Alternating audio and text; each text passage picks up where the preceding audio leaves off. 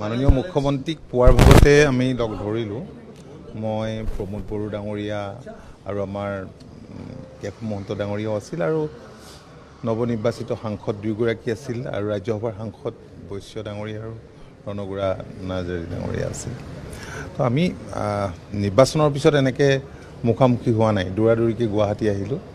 আমাৰ প্ৰাৰ্থীকেইজনেও লগ পালে, আমি তেখেতকো ধন্যবাদ আৰু অভিনন্দন যাচিলোঁ। কাৰণ যোৱা নিৰ্বাচনটোত মুখ্যমন্ত্ৰীগৰাকীয়ে যিমান কষ্ট কৰিলে প্ৰাৰ্থীসকলক জিকাবৰ কাৰণে, মিত্ৰজোঁটৰ প্ৰাৰ্থীসকলক, তেখেতৰ কষ্টৰ ফলত আৰু কেওটা দলৰ কৰ্মকৰ্তাসকলৰ প্ৰচেষ্টাত, ৰাইজৰ আশীৰ্বাদ সহযোগিতাত 14খনৰ ভিতৰত 11খন আসন পাবলৈ মিত্ৰ দল NDA সক্ষম হ'ল। তেখেতক অভিনন্দন যাচিলোঁ। তাৰপিছতে আমি ইয়ালৈকে গ'লোঁ। তাত সংসদীয়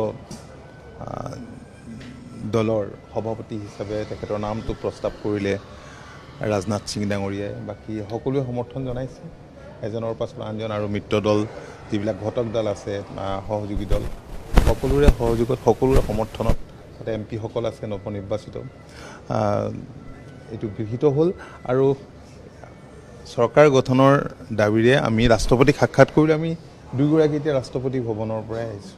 তাত নাড্ডা ডাঙৰীয়া, অমিত শ্বাহ ডাঙৰীয়া আৰু ৰাজনাথ সিং ডাঙৰীয়া, চন্দ্ৰবাবু নাইডু ডাঙৰীয়া, নীতিশ কুমাৰ ডাঙৰীয়াকে ধৰি আৰু যিবিলাক সহযোগী দল আছিল, মিত্ৰ দলৰ নেতাসকল গৈছিল।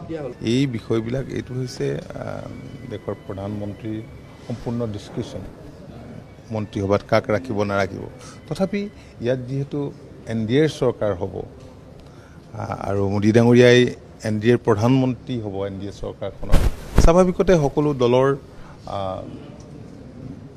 যিবিলাক ইচ্ছা বা সকলো দিশ চালি জাৰি চাই ডেফিনেটলি কৰিব।